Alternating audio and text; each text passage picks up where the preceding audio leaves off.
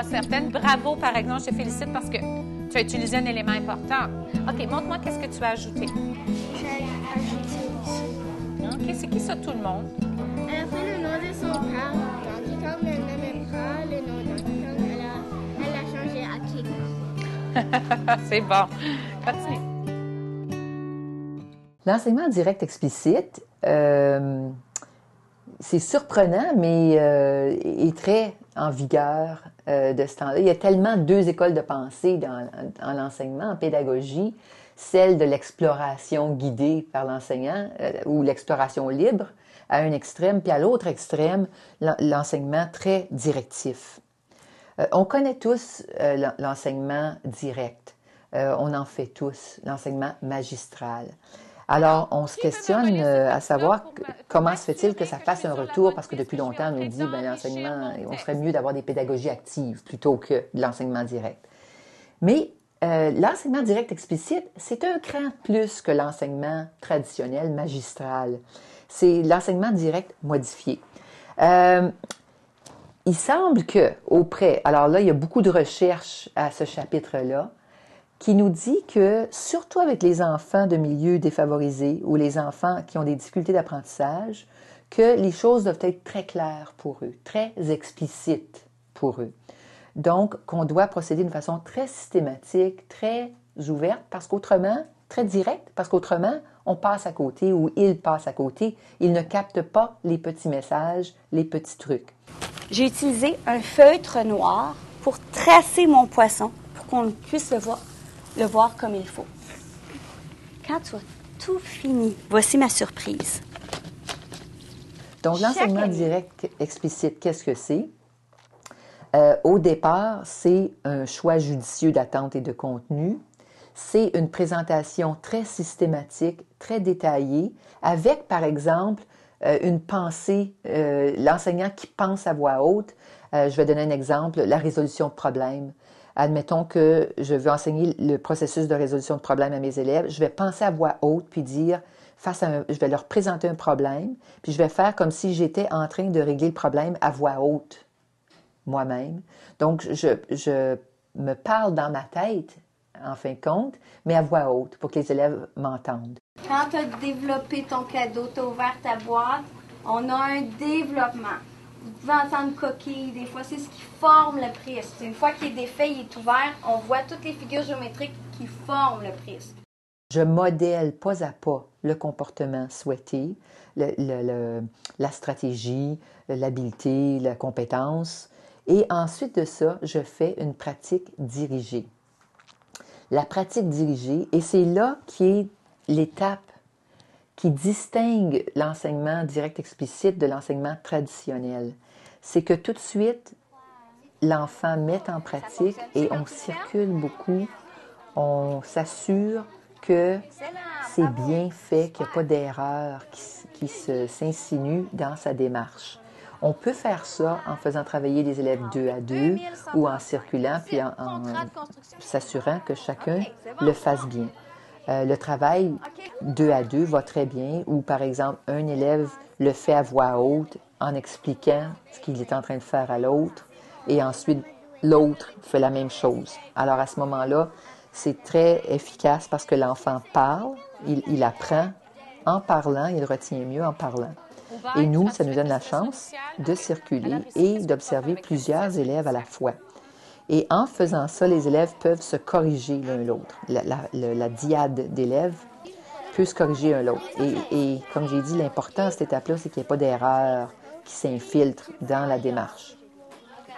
Dernière étape, quand on est certain que l'élève a bien compris qu'il le fait bien, il fait la pratique autonome. Mais encore là, la pratique seule, soit en classe, terminant devoir, mais encore là, toujours avec l'importance du feedback immédiat pour s'assurer qu'il n'y a pas d'erreur qui s'infiltre dans sa démarche. Alors, c'est un enseignement magistral enrichi d'une pratique très, très suivie et avant ça, d'un modelage très, très explicite des étapes de ce qu'on a à faire pour comprendre, pour réussir la stratégie ou la démarche. OK? Mets-les sur ton pupitre. Super. Est-ce que je peux Oui, continue. Oui. Ou non, mets-les sur ton pupitre pour que tu puisses l'utiliser si tu veux t'y référer.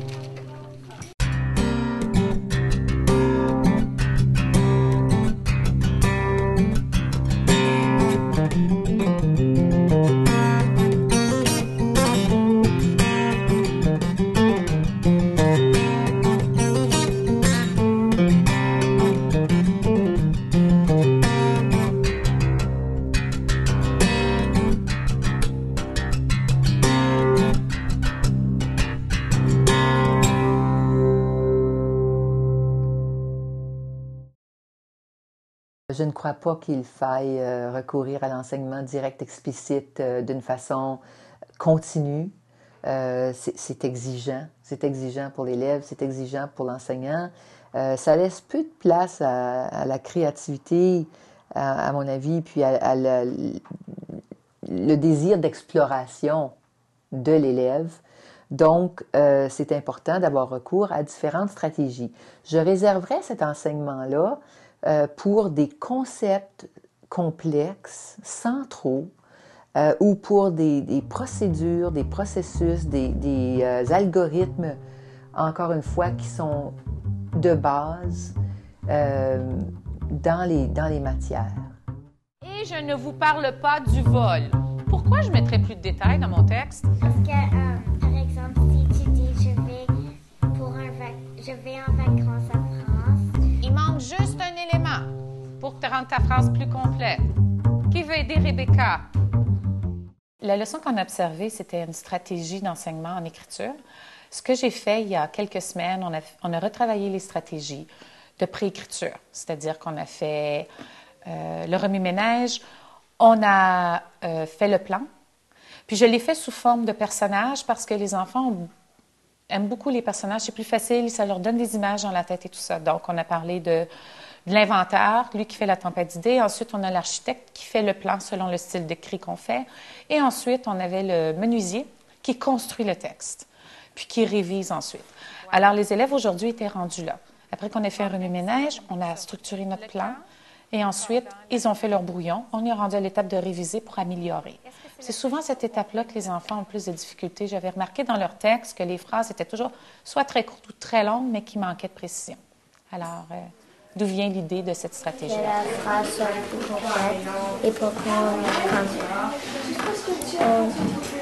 note ça, pour qu'on le comprenne mieux. Excellent, bravo. Tu as bien compris. Julie et moi, ajouter 3. Est-ce que tu pensais que c'était plus important dans ton histoire? Est-ce qu'elle est plus précise? Parce qu'ici, on dit les 3 veulent jouer à la tag. Bien, avec le programme de littératie qui est prôné à travers les écoles du conseil scolaire ou à travers la province même, il parlait beaucoup de l'enseignement explicite. Parce qu'on prend pour acquis que les élèves savent écrire, mais dans le fond, ils ont besoin d'une structure pour pouvoir les rendre. Puis comme on est dans un milieu minoritaire, bien, les enfants n'ont pas toujours le vocabulaire, ils n'ont pas toujours... C'est pas naturel chez eux de bâtir des histoires étoffées. Alors, en les modélisant, c'est beaucoup plus facile. Ils ont un modèle. Pour les élèves plus en difficulté, bien, ils ont ça en tête. Pour ceux qui ont de la facilité, bien, c'est seulement plus un guide qu'autre chose, mais c'est surtout pour les enfants en difficulté. La moitié de ma roulette est verte.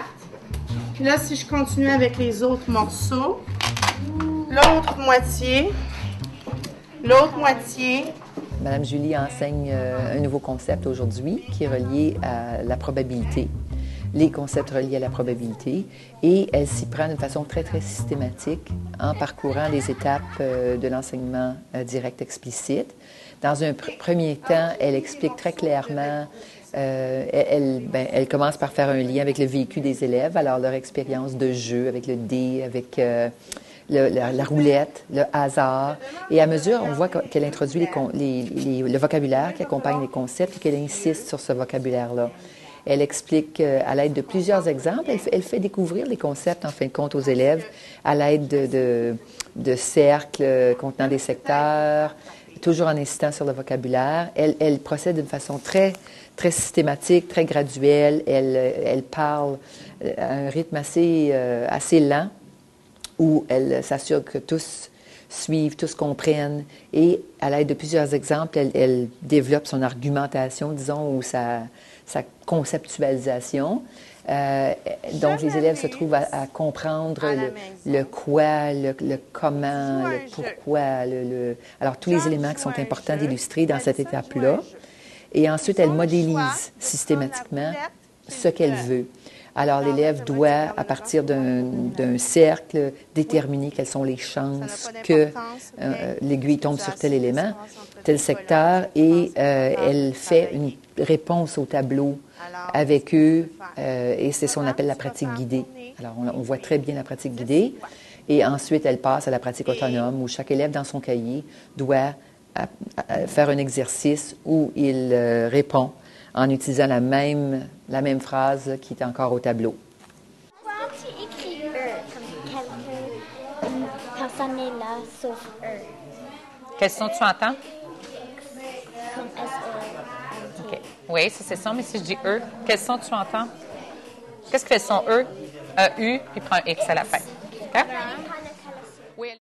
Les élèves, on prend pour acquis, on leur dit, tu fais ça parce que tu fais ça, mais je voulais qu'ils comprennent pourquoi ils la font, cette stratégie-là. Qu'est-ce que c'est, pourquoi on la fait, comment on la fait et quand on la fait. Alors, c'est pour ça qu'ils traînent cette feuille-là dans leur boîte à outils et quand on travaille la stratégie, on leur dit, qu'est-ce que c'est enrichir le texte, puis ils peuvent aller se relire, puis qu'ils les font dans leurs mots. Ça va être beaucoup plus facile qu'ils se comprennent que les mots de l'enseignant. Sa mère ne pouvait pas trouver un nom pour lui, alors elle a pris le nom de son père, mais elle n'aimait pas le nom... Attends. Elle a pris... De ne pas refuser des réponses, même les plus farfelues. C'est... Même si c'est une bêtise, on peut toujours le ramener en leur disant « Ah, tu es certain de ça? Ah, est-ce que tu pourrais pas me dire ça dans d'autres mots et tout ça? » Je pense que c'est important d'écouter ce que les élèves ont à dire. Puis ça revient encore à l'histoire de comment l'élève se sent dans la salle de classe. S'il est heureux en salle de classe, que l'enseignant prend le temps de l'écouter, il va être heureux de faire le travail. Il va être heureux de venir chaque matin à l'école. Et ils peuvent, à ce moment-là, donner leur 100% d'eux-mêmes, puis apprendre.